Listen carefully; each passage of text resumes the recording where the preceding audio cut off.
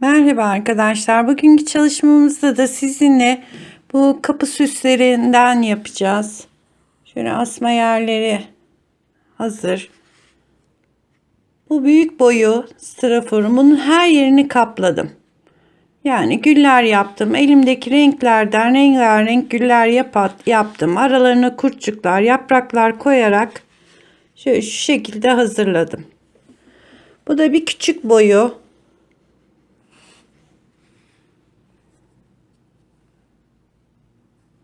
Bunu şöyle sadece bir yan tarafına dizayn ettim. Bunları istediğiniz gibi yapabilirsiniz. Bunu krem yaptım. Bunun arkası kırmızı. Sizinle bu küçük ebatta olanın çalışmasını yapacağız.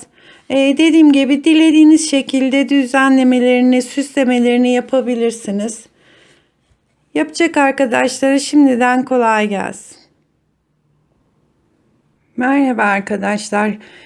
Kapı süsü çalışmamızda şöyle ipin cinsi çok önemli değil. Benim bebe iplerim var artık. Farklı iplerim var. Onlardan yapacağım. Bununla straforun tabanına sık iğne yapacağım. Çeşitli bu iplerle de yaprak ve güller çalışması yapacağım. Ayrıca şöyle straforum bunu tuhafiyecilerden, kırtasiyecilerden bulabilirsiniz. Tığ numaram da 2,5.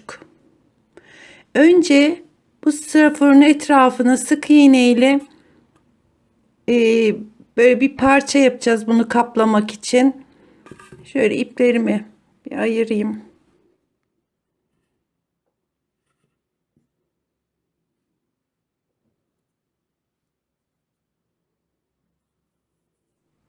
Tabanını ne renk yapacaksanız ben böyle kremberi ipi tercih ettim. 35 zincir çektim.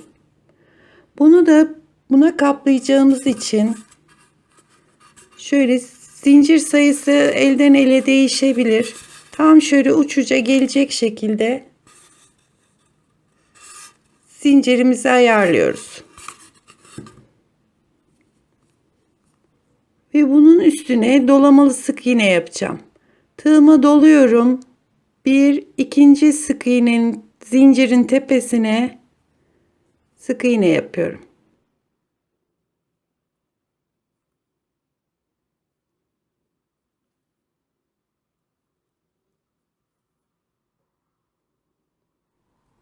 Bütün alttaki zincirlerin hepsine sık iğne olarak devam ediyorum.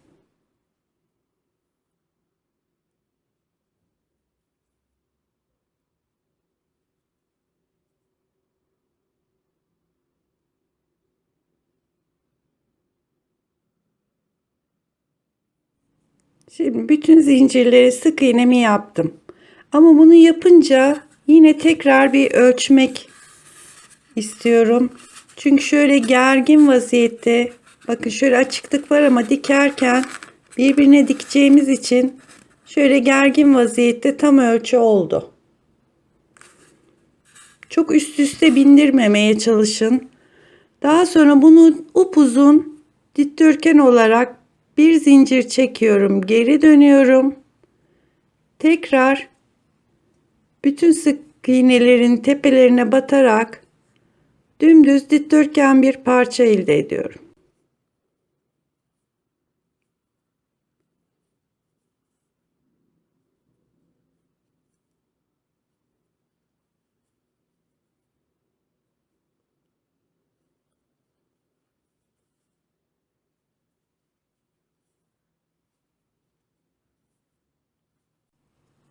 Dediğim gibi ölçünüzü alırken böyle gerdirerek ölçü yapın. Çünkü üstüne çıktıkça biraz da esneme payı olacaktır bunun. Dikerken tam ucuca dikeceğiz çünkü.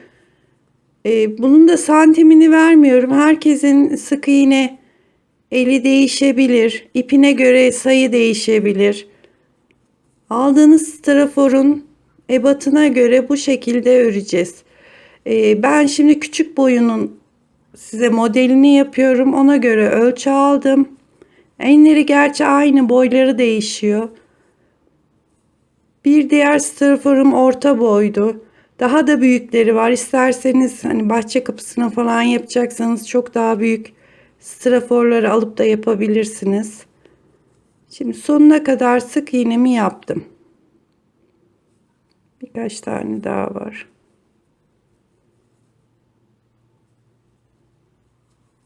Evet, son sık iğnemin tepesine de batıyorum.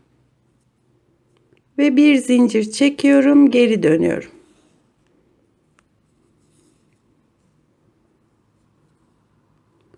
Tekrar hemen dibinden başlayarak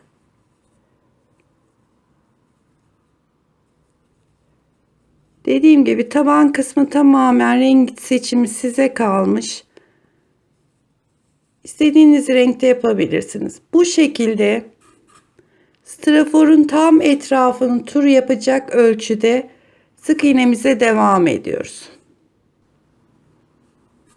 Evet arkadaşlar, ben şöyle dümdüz uzunca bir parça yaptım.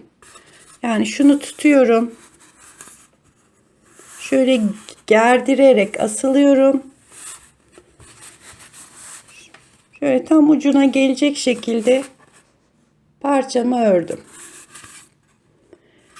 Şimdi bitirirken ipini de biraz uzun bıraktım. Hatta çok uzun bırakmışım. Şunu biraz keseyim. Evet, straforumu şöyle yerleştiriyorum. Şu iki ucunu alıyorum.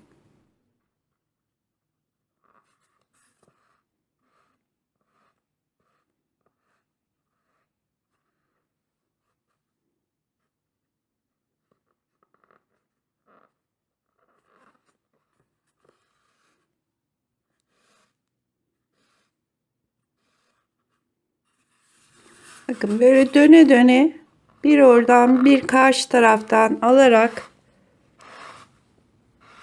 birbirine tutturacağım bunu.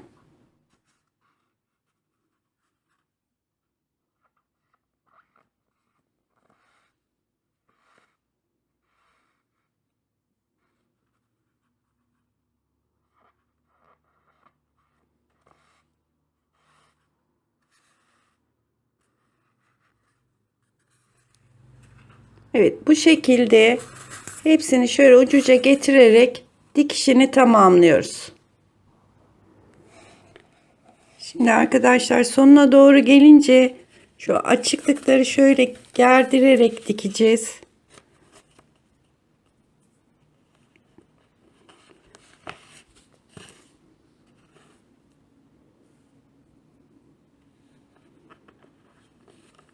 Şimdi şu tam uç kısmı bittikten sonra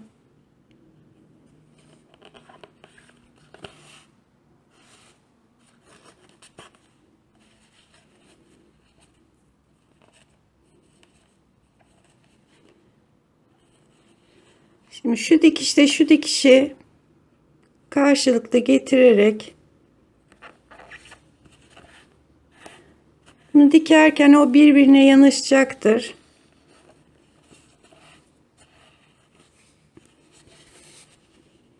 Evet, bu sefer de şuradaki kalan yerimizi dikeceğiz.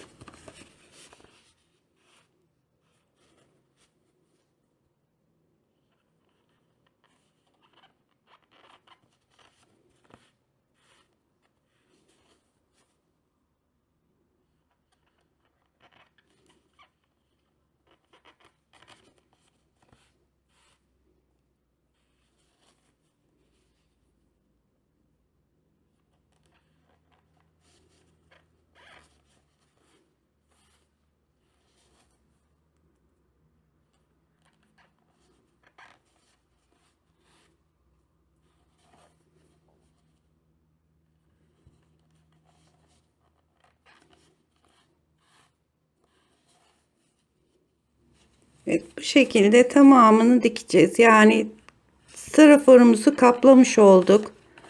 Dediğim gibi bunu istediğiniz renklerde yapabilirsiniz.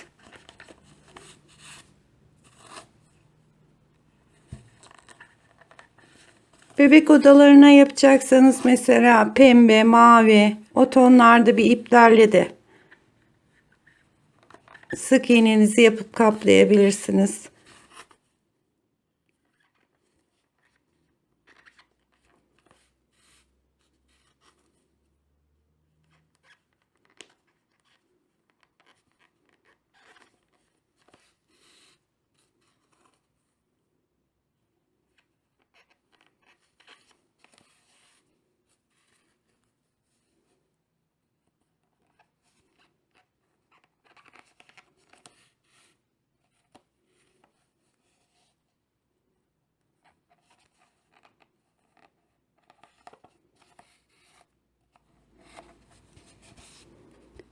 Evet arkadaşlar. Şu dikiş gelen yeri eğer komple çiçek yapacaksanız bu kısmını kullanın. Ama yok bu küçüğünde ben sadece belirli kısma çiçek yerleştirdim. O zaman dikişinizi arkaya getirin. Yani bu şekilde istediğiniz ebatta örebilirsiniz. Bundan sonra gül yapımına geçeceğiz. Ama dediğim gibi siz bebeklere yapıyorsanız mesela minik oyuncaklar yapıp da süsleyebilirsiniz. Bu hazır olduktan sonra tamamen artık üstüne istediğiniz şekilde objeler yerleştirebilirsiniz.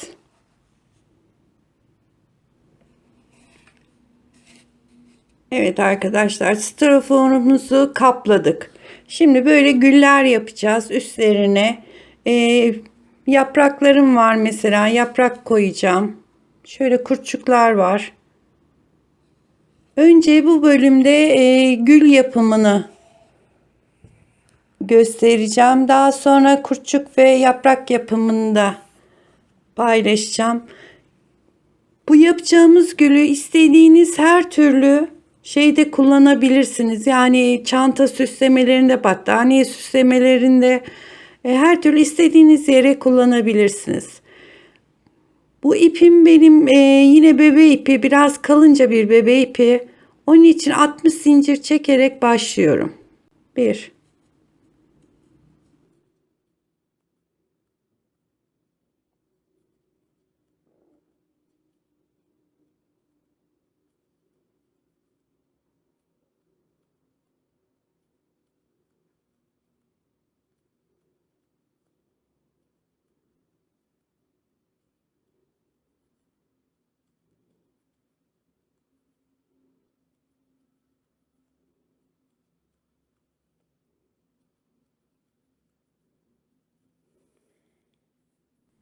zincirimi çektim. Şimdi ipim kalın olduğu için buna 60 zincir çektim. Diğer kapı süsümdeki ipim daha inceydi. Yani komple gülle kapladığım için daha ince ipi tercih ettim.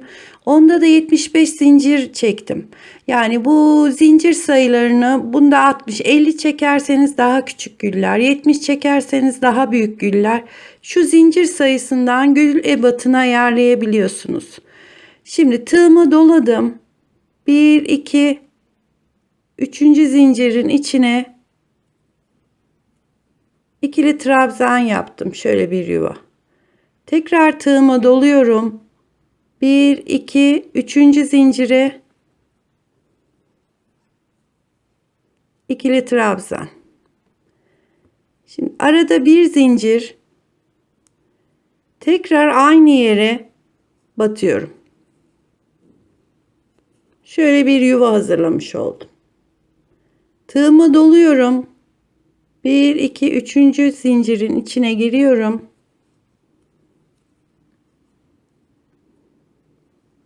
Bir zincir çekiyorum ve aynı yaptığım zincirin içine tekrar.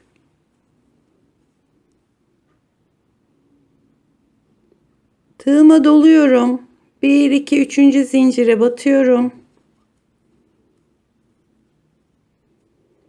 Bir zincir ve araya aynı battığım yere batarak tekrar bir yuva hazırlıyorum. Yani bu şekilde bütün zincirimize yuvalar hazırlayacağız. Şimdi zincir çekmeden 1, 2, üçüncü zincire batıyorum. Yuvanın içine bir tane zincir çektim. Aynı yere batıyorum. Tekrar tığıma doluyorum. Üçüncü zincire batıyorum. Bir zincir ve aynı yere.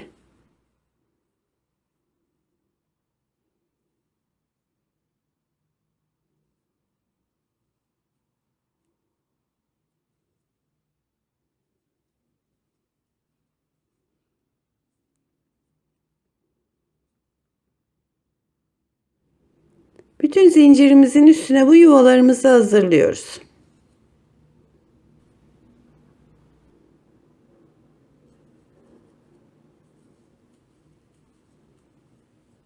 Şimdi son yuvamı da hazırladım. Bir, iki zincir çekip geri dönüyorum. Şimdi bu yaptığımız yuvaların içine bu sefer ikili trabzanlar şeklinde, iki tane trabzan şeklinde yapacağız. İki tane trabzanımı yaptım. Aradaki zincir sayımız 2'ye çıktı. Tekrar aynı boşluğun içine iki trabzan daha yapıyorum.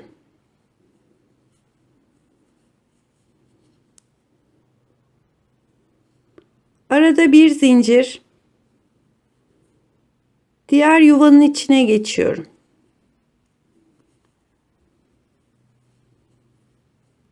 İki trabzan yaptım.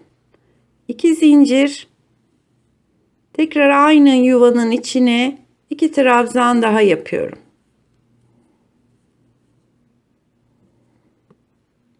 Diğer yuvaya geçerken bir zincir. Bu sırayı da böyle trabzanları ikiye çıkarak tamamlayacağız.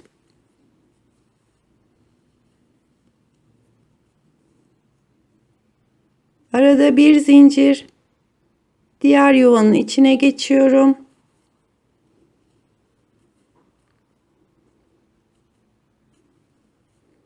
Aynı yere tekrar batıyorum. Ve bir zincir.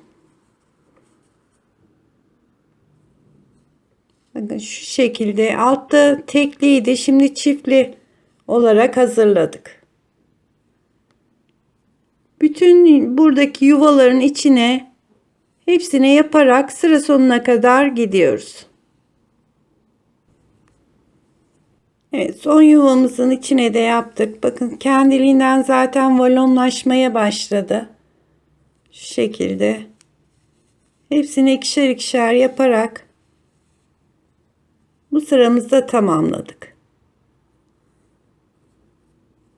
Şimdi bir, iki zincir çekiyorum ve geri dönüyorum. Bu yaptığımız yuvanın içine şimdi tekrar trabzanlar yapıyoruz. 1 2 3 4 5 6 7 8 9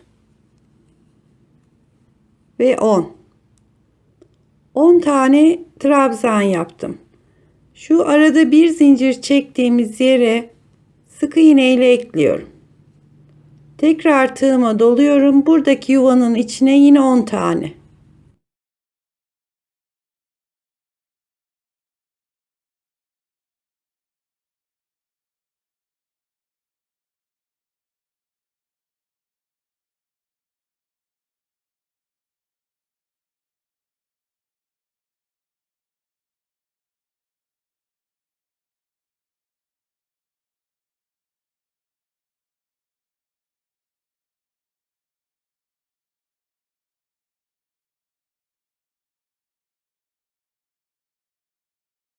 Sık iğne ile ekledim ve tekrar diğer yuvanın içine 10 tane.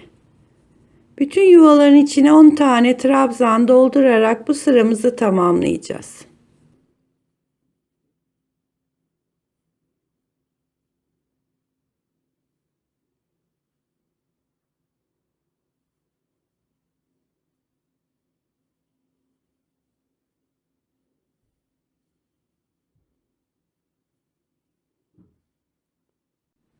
10. 10 taneyi yaptıktan sonra şu arada bir zinciri çektiğimiz yere sık iğne ile ekleyip diğer yuvanın içine geçiyoruz. Evet. Şuradaki bütün yuvaların içine 10'ar tane doldurarak sıra sonuna kadar devam ediyoruz. Son yuvamıza da 10 tane doldurdum. Şimdi 1, 2, 3 zincir çekiyorum. Önce şu ikili trabzan yaptığımız yeri şöyle bir birleştiriyorum.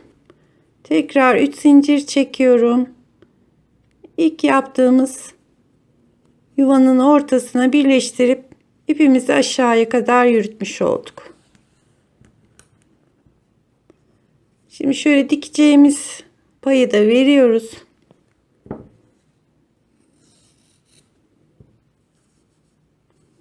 Bakın böyle volonlu bir parça elde ettik. Şimdi gülü yapmaya başlarken şu tepeleri hep eşit olacak şekilde şöyle katlıyorum. Yani şu üst kısımları birbirine gelecek şekilde katlamaya başlıyorum.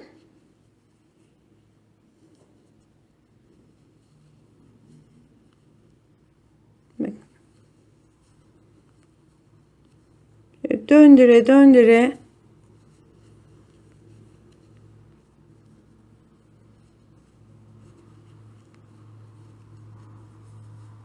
bakın gülümüz zaten oluştu.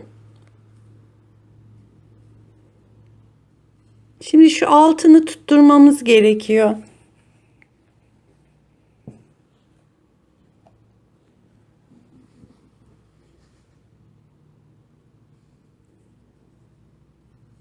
Gülümü şöyle tuttuktan sonra bakın şu alttaki ilk yaptığımız sıranın boşlukları var.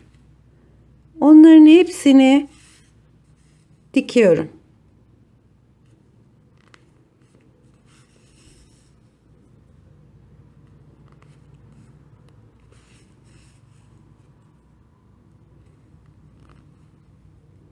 Böyle tam ortadan da çıkmaya gayret gösteriyorum ki gülümüz dağılmasın. Orta kısımdaki yuvalar da birbirine tutsun.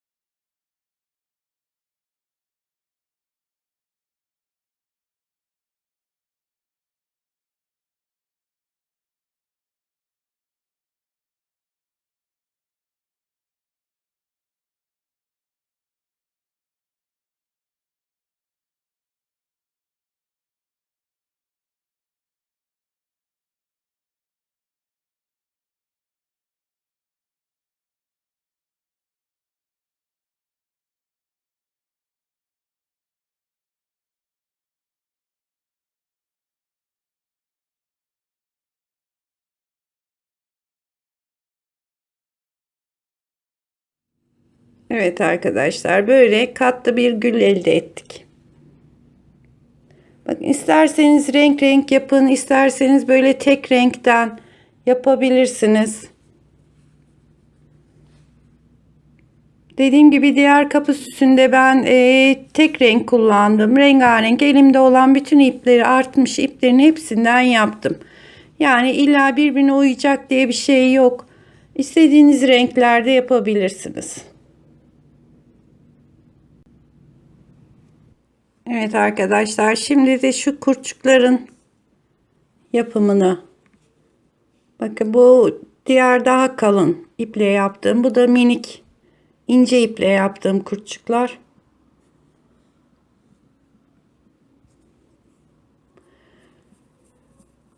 Uzunluğunu ben 25 zincir olarak ayarladım. 2, 3, 4, 5, 6, 7, 8, 9, 10, 11.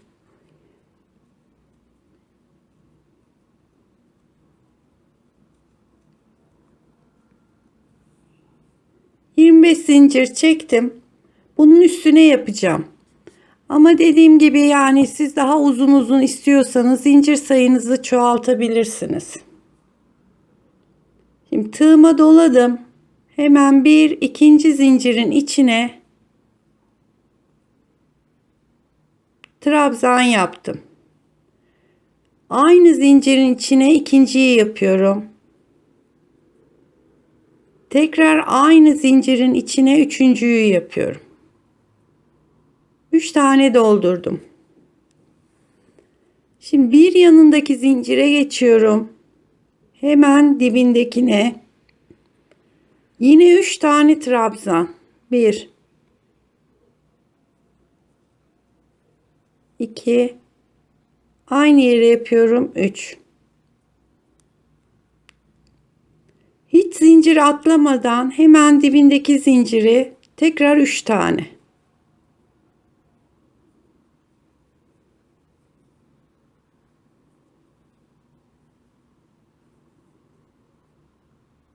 Hemen yanındaki zincirin içine, yani çektiğimiz zincirlerin hepsinin içine üçer tane yaparak başladığımız yere kadar devam ediyoruz. Bakın hemen yanındakine, ya ileri gitmiyoruz. Hemen dibindeki zincire 1 aynı yere yapıyorum. 2 aynı yere yapıyorum. 3 bir yanındaki zincirin içine de yine 3 tane.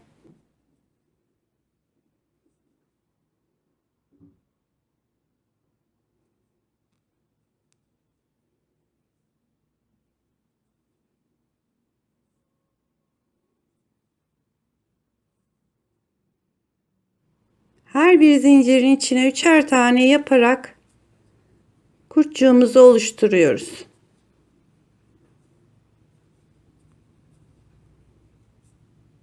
Yani bunların hepsine tek tek dolduracağız.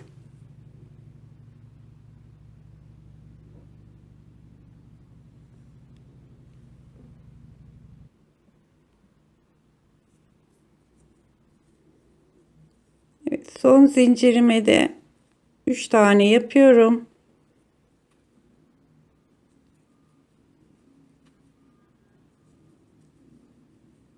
Üç. Şimdi bir iki zincir çekip dibine şöyle iniyorum ve ipimi kesiyorum.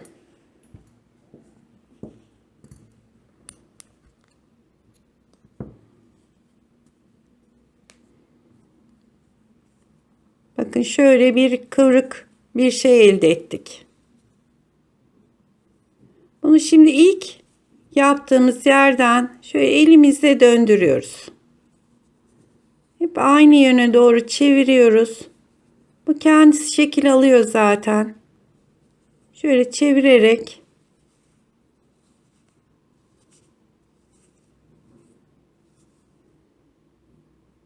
bakın kurtçuğumuz oluştu.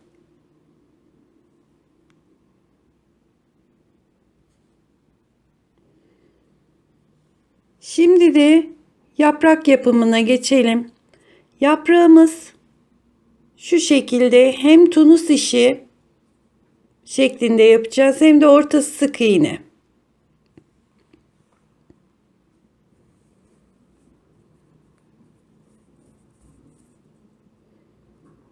Şimdi şöyle sihirli halkamı yapıyorum.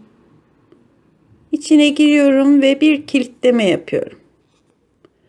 Daha sonra bu halkamızın içine sık iğne yapıyoruz. 16 tane. 1 2 3 4 5 6 7 8 9 10 11, 12, 13, 14, 15 ve 16. 16 tane sık iğnemi yaptım. Ve şu alttaki ipimi çekiyorum.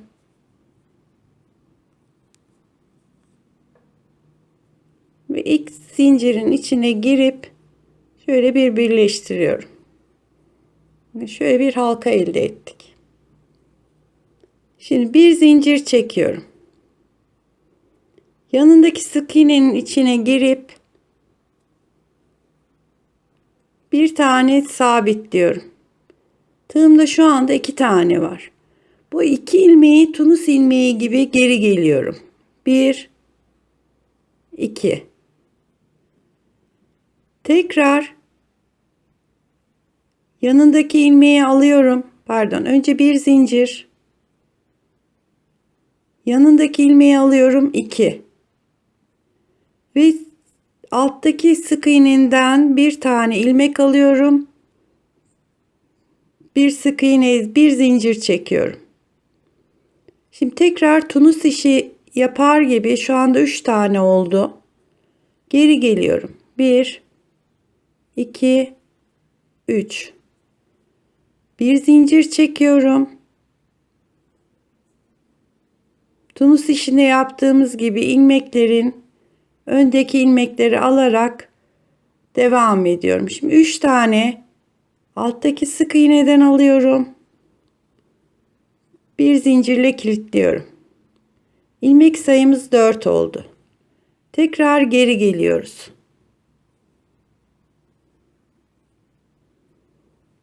Bir zincir çekiyorum. Yeniden aynı Tunus ilmeği gibi ilmekleri topluyorum. 4. Alttaki sık iğneden alıyorum ve bir zincirle kilitliyorum. İlmek sayımız 5 oldu. Ve tekrar geri geliyorum.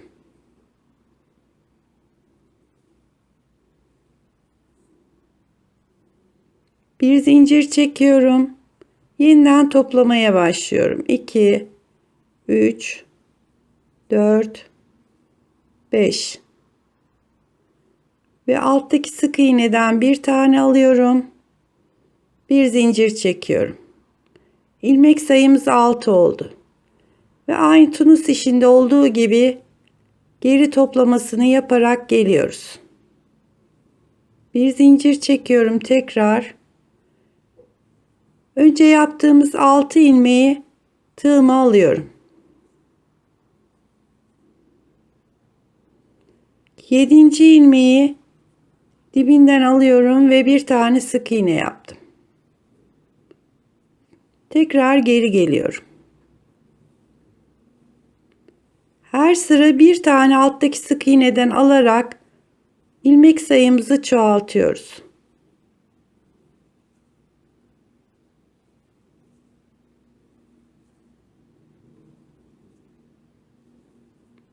Yedi tane var. 8.'yi dibinden alıyorum. Ve bir tane sık iğne ile sabitliyorum. Daha sonra Tunus işinde yaptığımız gibi ilmeklerimizi geri geliyorum. Ve bir zincir çekiyorum, tekrar topluyorum.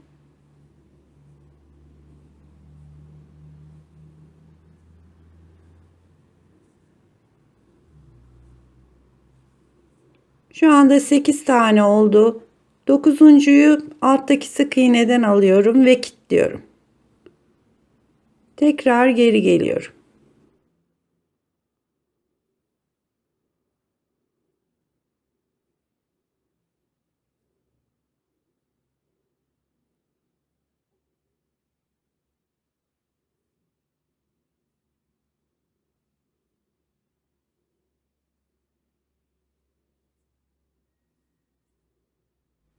Onuncu ilmeğimi aldım ve kilitledim.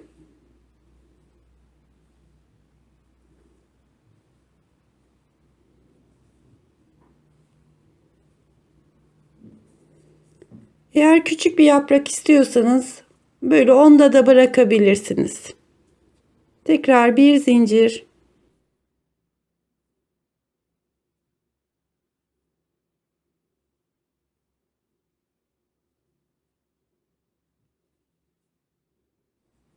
On, 11.yi dibinden alıyorum ve bir sık iğne ile sabitliyorum. Tekrar geri geliyorum.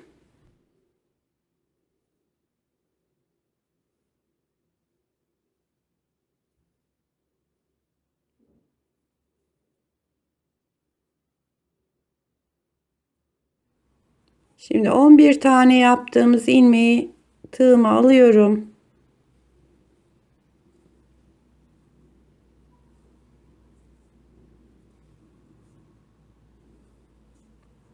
Ve 12.yi dibinden alıyorum. Bu da son artık yapacağım.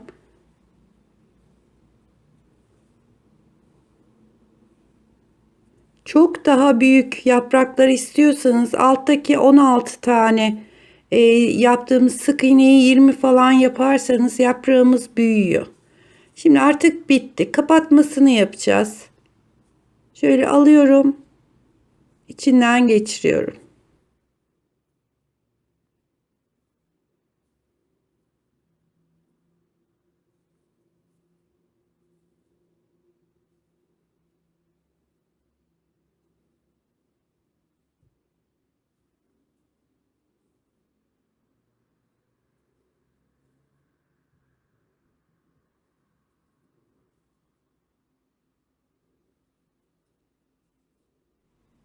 Bütün yaptığımız tunustaki ilmekleri tek tek toplayarak aşağı kadar iniyorum.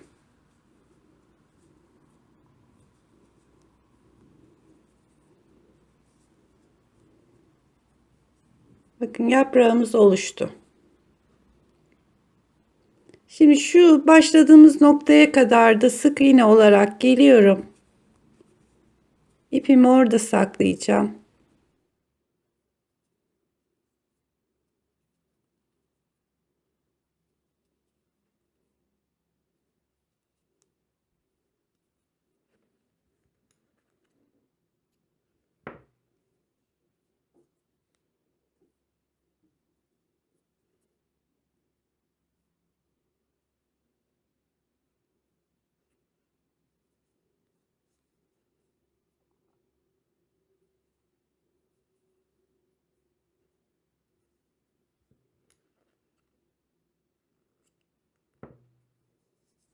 Evet, arka tarafı böyle arkadaşlar.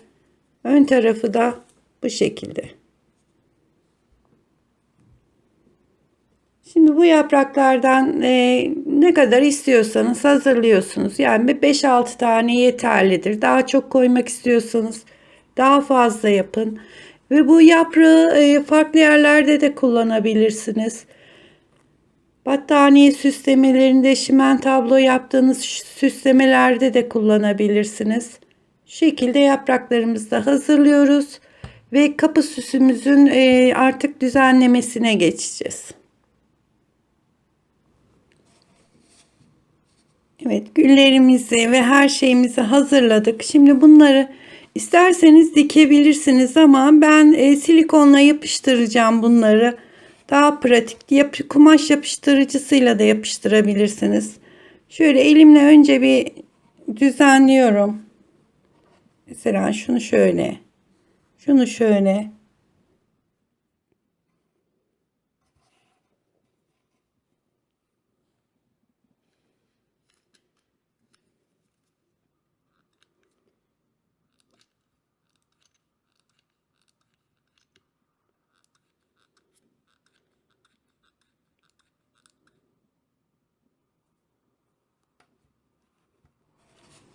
Şöyle yapıştırdım.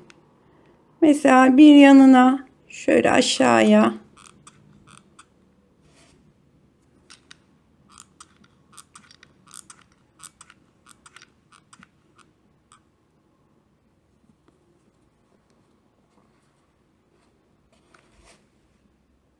kırmızıyı da yapıştırdım.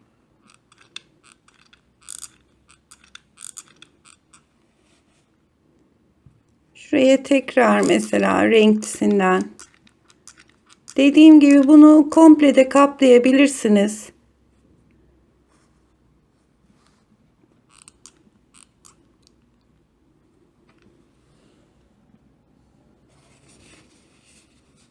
Mesela bunu böyle bu şekilde yapıştırdım. Şimdi şu aralarına da birkaç tane yaprak koymak istiyorum.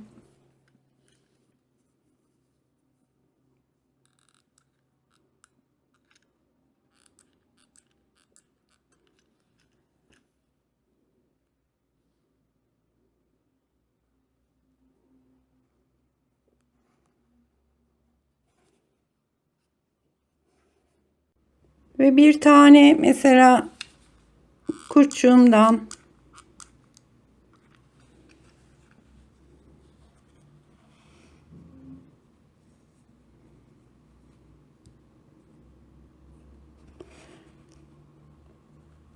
dediğim gibi arkadaşlar bunları istediğiniz şekilde monte edebilirsiniz.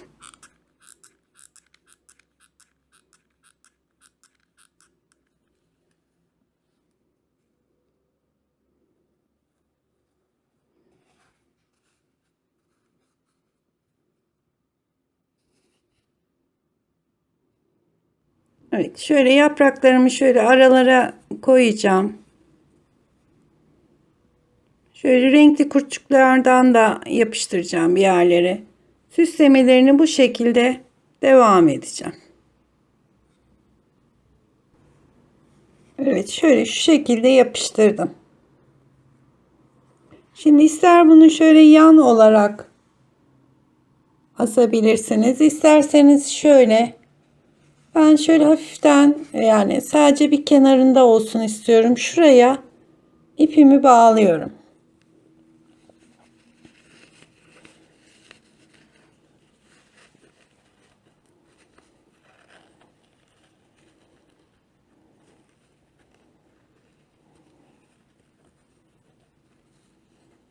Ve şöyle asma yerini de hazırladıktan sonra arkadaşlar bunu kapımıza veya istediğimiz odanın kapısına asabiliriz.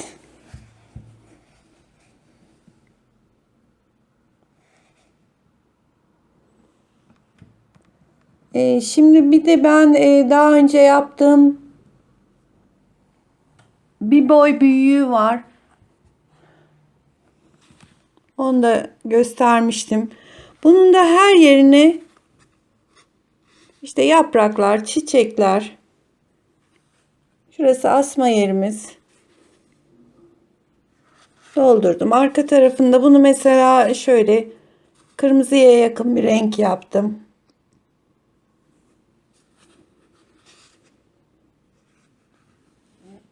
Evet arkadaşlar, bu süslemeler istediğiniz şekilde dizayn edebilirsiniz. Kapılarda çok şık duruyor. Özellikle dış kapıda veya odaların kapısında. Bugünlük çalışmamız da bu kadar. Yapacak arkadaşlara kolay gelsin.